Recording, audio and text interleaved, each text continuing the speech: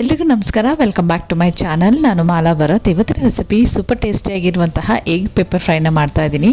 So ಈ ಒಂದು ವಿಧಾನದಲ್ಲಿ ಟ್ರೈ ಮಾಡಿ, ಸಖತ್ತಾಗಿರುತ್ತೆ. ಇದು ಚಪಾತಿಗೆ, ದೋಸೆಗೆ, ಅನ್ನಕ್ಕೆ, ಪರೋಟಕ್ಕೆ ಒಳ್ಳೆ ಕಾಂಬಿನೇಷನ್ ಅಂತ ಹೇಳ್ಬೋದು. ಸೊ ಬನ್ನಿ ರೆಸಿಪಿ ನೋಡೋಣ.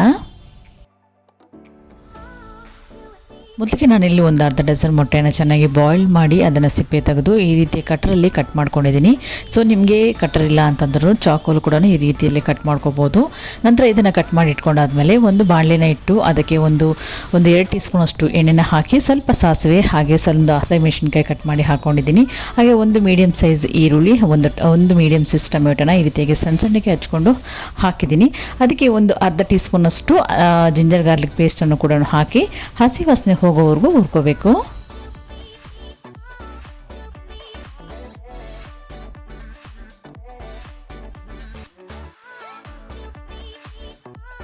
ನೋಡಿ, ಈ ರೀತಿ ಫ್ರೈ ಮಾಡ್ಕೊಂಡಿದ್ದಾದಮೇಲೆ ಒಂದು ಪಿಂಚಷ್ಟು ಅರಿಶಿನ ಹಾಕ್ಕೋಬೇಕು. ನಂತರ ಒಂದು ಅರ್ಧ ಕಪ್ಪಷ್ಟು ಮೊಸರನ್ನ ಹಾಕ್ಕೋಬೇಕು.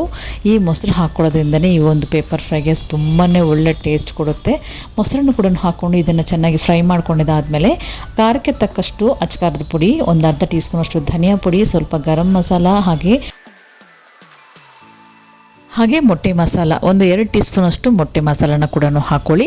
ನಂತರ ಒಂದು ಅರ್ಧ ಟೀ ಸ್ಪೂನಷ್ಟು ಈಗ ಸದ್ಯಕ್ಕೆ ಪೇಪರ್ ಪೌಡರ್ ಒಂದು ಅರ್ಧ ಟೀ ಸ್ಪೂನಷ್ಟು ಹಾಕ್ಕೊಂಡು ಚೆನ್ನಾಗಿ ಇದನ್ನು ಮಿಕ್ಸ್ ಮಾಡಿಕೊಂಡು ಒಳ್ಳೆ ಈ ರೀತಿಯಾಗಿ ಎಣ್ಣೆ ಎಲ್ಲ ಚೆನ್ನಾಗಿ ಬಿಟ್ಕೋಬೇಕು. ಅಲ್ಲಿ ತನಕ ಇದನ್ನು ಚೆನ್ನಾಗಿ ಲೋ ಫ್ಲೇಮಲ್ಲೇ ಫ್ರೈ ಮಾಡ್ಕೋಬೇಕು.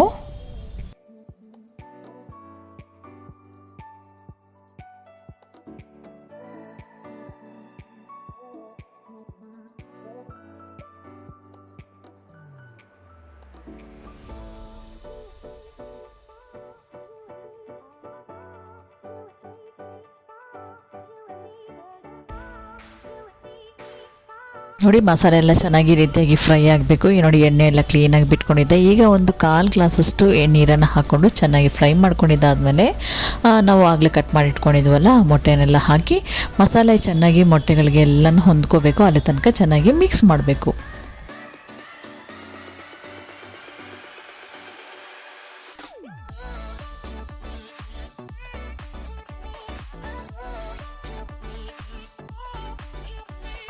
ನೋಡಿ ಗೈಸ್, ಸೂಪರ್ ಟೇಸ್ಟಿಯಾಗಿರುವಂತಹ ಎಗ್ ಪೆಪ್ಪರ್ ಫ್ರೈ ರೆಡಿಯಾಗಿ ಹೋಯಿತು.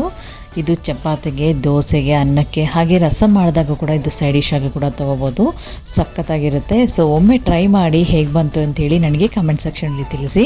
ಇದಾಗಿತ್ತು ಇವತ್ತಿನ ರೆಸಿಪಿ. ಇಷ್ಟ ಆಗಿದ್ದಲ್ಲಿ ಲೈಕ್ ಮಾಡಿ, ಶೇರ್ ಮಾಡಿ, ಕಮೆಂಟ್ ಮಾಡಿ. ಹಾಗೆ ಇನ್ನೂ ಯಾರೆಲ್ಲ ನನ್ನ ಚಾನಲ್ನ ಸಬ್ಸ್ಕ್ರೈಬ್ ಮಾಡ್ಕೊಂಡಿಲ್ವೋ ಸಬ್ಸ್ಕ್ರೈಬ್ ಮಾಡ್ಕೊಳ್ಳಿ. ವಿಡಿಯೋ ಸ್ಕಿಪ್ ಮಾಡಿದ್ರೆ ಪೂರ್ತಿಯಾಗಿ ನೋಡಿ ಅಂತ ಹೇಳ್ತಾ ಮುಂದಿನ ವಿಡಿಯೋದಲ್ಲಿ ಸಿಗ್ತೀನಿ. ಅಲ್ಲಿ ತನಕ ಥ್ಯಾಂಕ್ ಯು, ಟೇಕ್ ಕೇರ್.